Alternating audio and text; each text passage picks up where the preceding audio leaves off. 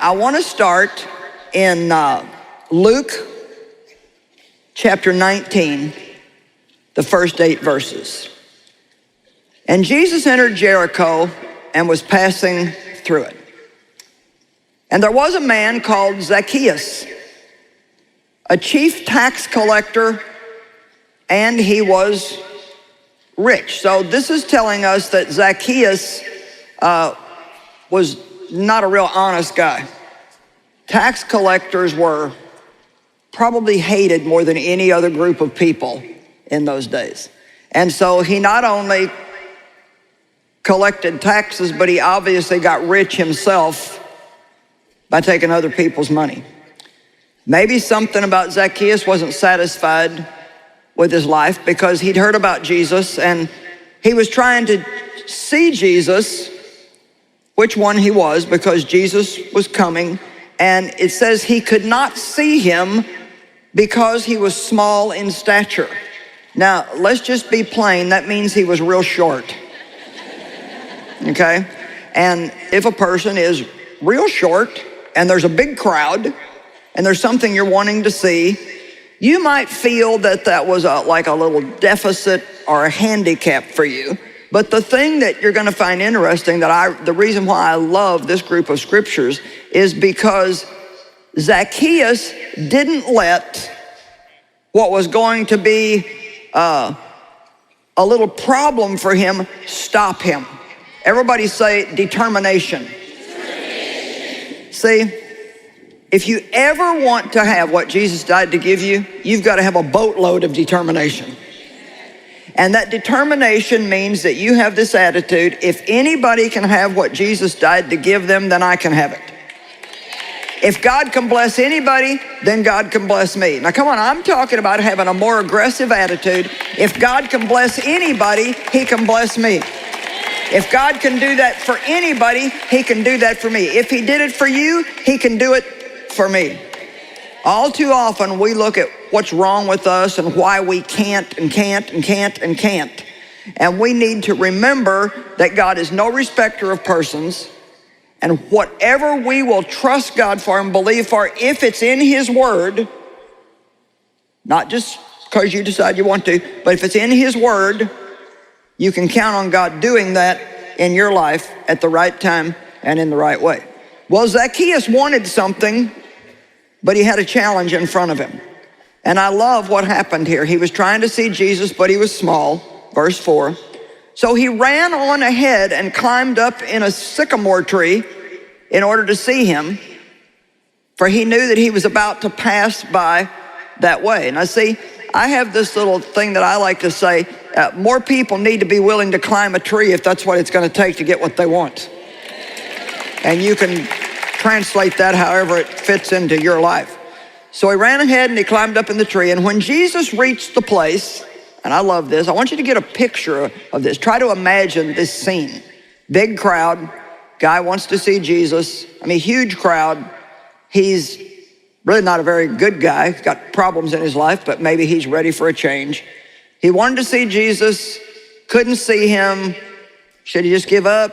Is it going to be too hard? Should he just say, oh, this is not going to work for me, and walk off? No, he ran ahead of everybody else and he climbed up in a tree. And when Jesus came passing by, I love this part of the story, it says that he looked up. Now, why would Jesus be walking along and decide to look up in a tree? I'll tell you why. Because there was something in the attitude of Zacchaeus that drew the Spirit of Jesus to him. Come on now. And he said to him, now watch this, Zacchaeus, hurry up and come down because I must stay at your house today. Who does Jesus like to hang out with? People that have got a determined attitude that they're not going to quit and give up. If we want the presence of God in our lives, then we've got to have the kind of attitude that he wants us to have. And that means I don't care what I'm not. Jesus is everything that I need. And so I may be short, but I can find a way to do what he wants me to do. Come on, come on, come on, come on. Stop thinking about what you don't have and how you weren't raised right and how you didn't get this and you're not this and you're not that. Don't focus on what you're not. Focus on who he is and what he can do through you. So, as we go on, so he hurried and he came down and he received and welcomed him joyfully. Verse 7, and when the people saw it, and this always happens, these people just aggravate me no end. When the people saw that Jesus was going to go to Zacchaeus' house, they all muttered among themselves, indignantly complaining, he has gone to be the guest of and lodge with this man who is devoted to sin and is a preeminent sinner. It's amazing the person who has an aggressive attitude and gets God's attention and something good starts to happen in their life, how all the people don't like it, and nobody else ran and climbed up a tree, and so they shouldn't have been murmuring because Zacchaeus got something from Jesus that they would have liked to have had. And then verse 8 says, so then Zacchaeus stood up and solemnly declared, I love this part, to the Lord, see, Lord, the half of my goods now I give by way of restoration to the poor. And if I have cheated anyone out of anything, I now restore 4 times as much. You see what happens to people when you start hanging out in the company of Jesus? All of a sudden, you get generous. All of a sudden, you start wanting to give instead of taking. Zacchaeus had been a taker. He'd been a thief. He'd been taking other people's money and using it for himself. Now, all of a sudden, one encounter with Jesus, and he's a changed man. Let me tell you something. Don't let any deficit in your life hold you back. You know my story if you've watched me on TV. I mean, my gosh, I got such a bad start in life. I mean, I was hurt so bad, and I had to come to the point where I just said, I'm not going to let that hold me back. God is greater than your past. Amen?